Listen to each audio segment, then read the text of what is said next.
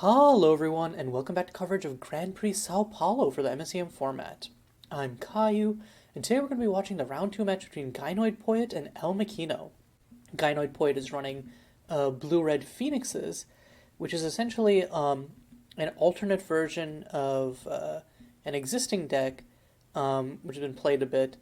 This new version uses tools from El Mare, such as Finish Off and Mina Jeweled Minnow, to innovate on the archetype. But the main game plan is similar to modern Phoenixes, if you've ever seen it. Play a bunch of cantrips, throw Phoenixes from your graveyard into the battlefield, have a good time. Meanwhile, on the other end of the table, Elmikkino is playing Russian Roulette, but a slight variation of it. It's a black-red aggressive deck, which also has an infinite combo with Reckless Festivities and Advocate of the Hunt. We're actually a bit into the game, as you can see from the graveyards, life totals, etc. But it looks like Elmikkino kept a one-lander, hoping that they would hit 2 lands, then with Profane Emissary be able to draw into a third, and then kind of go from there. But it looks like they have not hit that third land, and so are kind of locked into some bad plays here. Gynoidpoet has a full clutch, so even if Elmikkino ever gets a second land, they're probably going to get invalidated right there. And Gynoidpoet can also Unquenched Greed, Finish Off, and that helps set up for Plaxodal Piari, you can free cast if you spend blue and a red on a spell, and then it allows you to freely copy your 1-mana spells. So very good. So you can easily just play that, finish off or Scorch the Suitor of the Sea, and then play. And then hold up Mina. Wait, actually, you probably want to hold up Finish Off. So you probably play on. Oh wait, you still have to still has to discard too. My bad. I think you definitely discard Frostfire Geysers, and then the other one is probably, yeah, I guess the Invalidate. If you're expecting to just have to clear up the board, that makes a lot of sense. So now you play Scorch, killing the Suitor of the Sea, presumably, free cast Piari, and then on end you probably play Mina, and then you can finish off, kill 2 creatures if needed. Like basically, even if Elmikkino top decks a land and plays out the Profane Emissary, Gynoidpoet just plays Finish Off, copies it, kills both Silent Wanderer and Profane Emissary, and then leaves Elmikkino in kind of a sticky situation again. There is the land. So yeah, Elmikkino going to run this out immediately. Oh no, he's going to Scorch first. Scorch to kill the Piari. Makes sense. In response, I'm going to flash in Mina, and then free cast Finish Off to kill the Silent Wanderer, and hit face. Yeah, looks like it's so. So 1 to face, and then... Oh, both to face. Okay, interesting. But now, Gynoidpoet is kind of out of cards. They don't really have anything that does anything from grave, and they're just stuck with this Mina, and they're forced to basically just take the trade here. No, Gynoid is actually just going to take the damage. I don't think you take the damage here, especially because that makes you start losing on the race, and you don't need to free cast anything. Okay, gets the Finish Off, and I think, yeah, you save the Finish Off. Elmikkino is going to play the Profane Emissary, and then you kill it. That's how this is going to go. And now the lands are starting to flow for Elmikkino. Could also just play Reckless Festivities here, and that is likely game. That's another reason why I think Gynoidpoet keeping Invalidate earlier could have been a good choice there, because you know that Elm is already stuck on lands. Okay, he's going to play out Profane Emissary. Yeah, I think, yeah, on end, Gynoid is just going to murk it. Because Profane Emissary, the reason it's in this deck, and you might be like, where does the demon come in? Well, what it actually is that we have a land called Polypools that has Changeling. So you tutor it up, and then you make it a 4/4 for free. Also good on Gynoid there for just keeping the Crystal Cavern in hand. Pretending to have interaction, essentially. But yeah, now Elmikkino can just play Profane Emissary Suitor of the Sea. Despite being stuck on one land for so long, it looks like Elmikkino might actually win this game unless Gynoid gets some crazy top decks right here. I don't know that Gynoid has any cards that go card positive. I think they're just mostly cantrips, which go about, like, Wheat from Chaff. Yeah, Wheat from Chaff doesn't even go card positive. So yeah, you'd be hard-pressed. Probably Gift of the Phoenix is the best here. You just draw Gift of the Phoenix, discard Crystal Cavern, hope to draw into 2 interaction spells. Or, I guess instead, interact with their face by just killing them. Okay, Gynoid going to play the top decked Oracle's Vision. Mills Elm for 3 very scary cards. That's quite good. Gynoid does mill over a Phoenix, so it could be the start of something, and they do get to cantrip off of this. No, hits another land, and I think this is just a game loss right here because you need it to be like basically the only way you're beating this board is by burning out Elm, but now Elm tutors up Apollo Pools here, swings for 4 lifelinking damage, and then you're definitely in the dumps.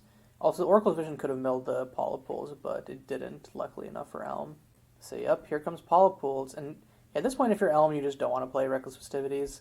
You don't want to put yourself in a position where you could potentially just lose 3 and then immediately lose the game. Or, like, put yourself in a position where, like, it's much easier for Gyno to just top deck the burn and kill you, essentially. Okay, so yeah, looks like Elm is just going to swing for the hills.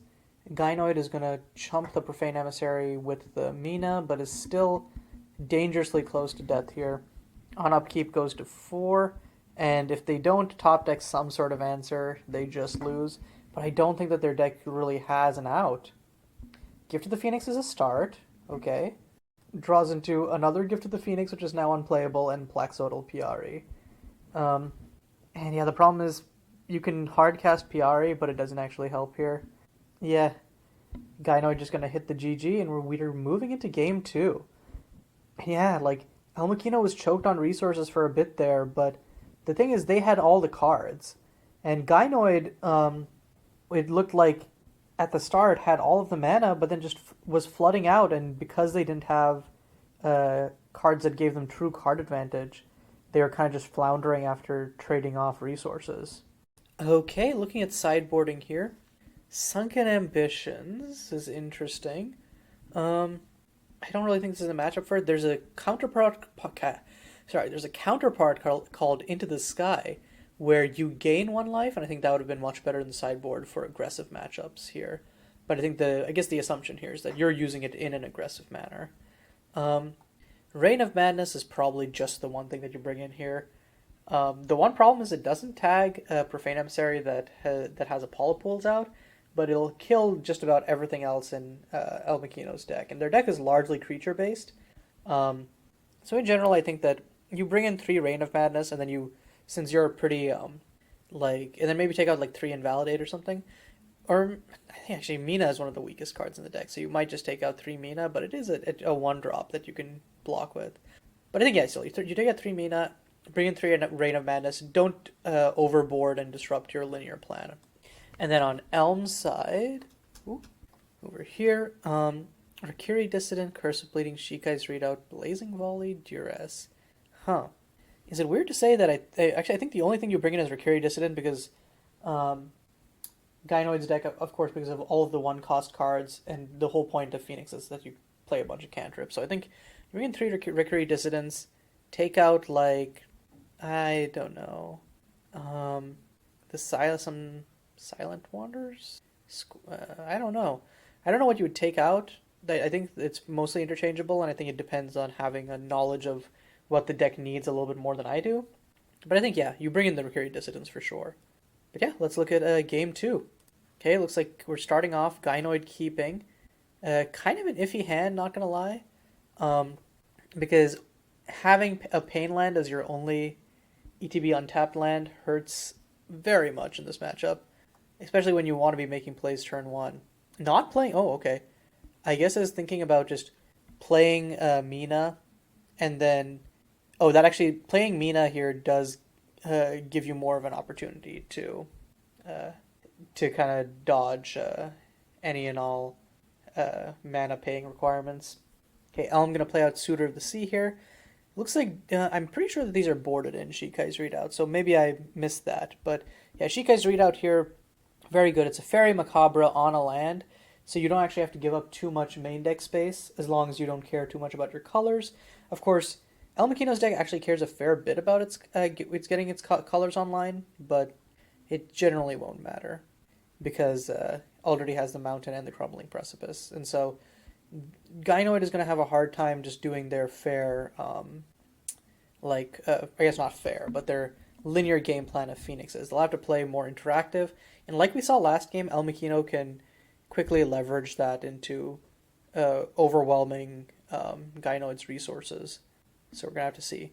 So Frostfire comes in tapped, and then with Mina, you probably free cast Oracle's Vision, try to get the ball rolling, and then you can just hold up Invalidate or Sunken Ambitions. Yep, Oracle's Vision coming down. Okay, Gynoid milling 2 lands and a finish off, kind of what you want to see, but now does have the Whisperwood Phoenix in hand. Looks like that's reason enough to take 1 damage in the Crystal Cavern, because you want to be able to Whisperwood, unlike a traditional Phoenix, you have to discard it to get its ability to bring it back. So Whisperwood goes into the grave and makes an Ash token. So every time you cast a non-creature spell, you put a feather counter on it, and then once there's 3, you can bring it back.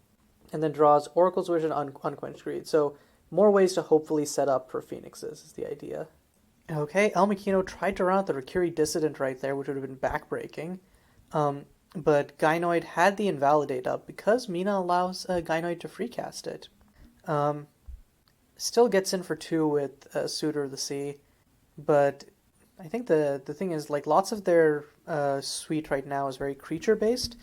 So if Gynoid can gum up the board with Phoenixes, it could be a problem. Or if they could like draw into burn to kill it, it could be a problem. So Gynoid leading with the Oracle's Vision. I actually think this is a mistake, because if you want to Unquenched Greed first, or Wheat from Chaff first, in my opinion, so that you can try and hit Whisperwood Phoenix. Now the reason, and yeah, see Whisperwood Phoenix there, and also I think another reason is that, the reason that Gynoid might not have done that is that if they draw Plexodal Piari off of this draw, they wanted to be able to have something that they can pay red for to be able to free cast the Piari, presumably. I think that's like the one reason to hold back Unquenched Greed first. Oracle's Vision also does technically give you more information, but I think you're going to be playing out these cards no matter what.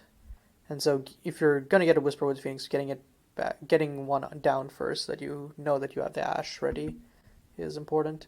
Okay, Wheat from Chaff first.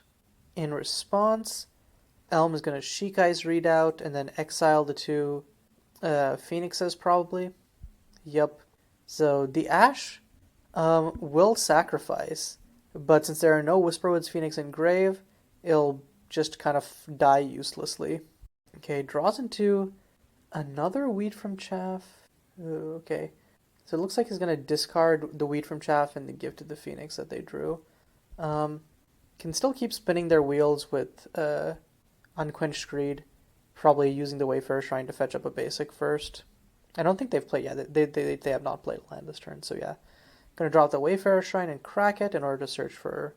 Oh, no. Oh, I would think that you would want to Unquenched Greed there. Okay, Bogborn Charger coming down. And I think the relevance of this is that this will allow Elmikkino to haste out Dead Set Duo, and then potentially force Gynoid to discard the rest of their hand, I think is the idea.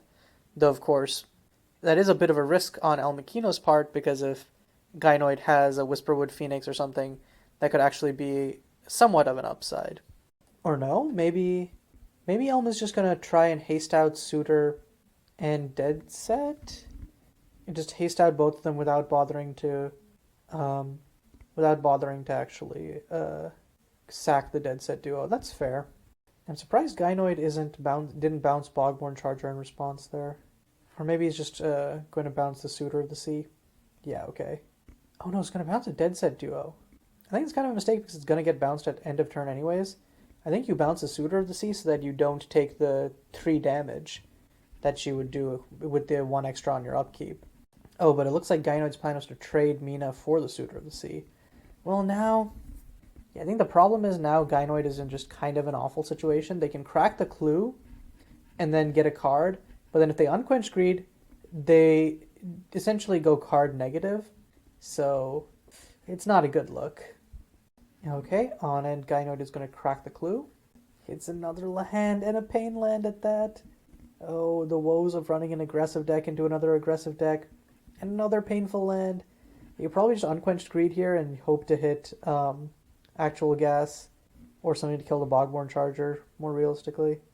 Gift of the Phoenix and another land. Well, I guess you just keep Gift of the Phoenix and then discard one more of those lands. Gynoid is almost halfway through their deck and they've only seen 2 Phoenixes.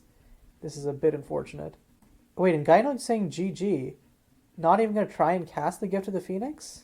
Wait, I'm confused. They could cast the Gift of the Phoenix and then find a bolt to kill the Bogborn Charger. And then like, they still have outs. But maybe they were just like, it was so unlikely that they didn't want to risk it. Or not risk it, but like, they were basically like, yeah, you know what? So much has to go right for me here that I don't think it's worth it. But either way, yeah, I think it just came down to Gynoid's deck kind of floundered in its own plan. And, well, yeah, it just didn't really have a good answer to Elmikkino's aggression. Meanwhile, Elmikkino was putting out beat after beat after beat. But yeah, good games to both players. And until next round, this is Caillou, signing off.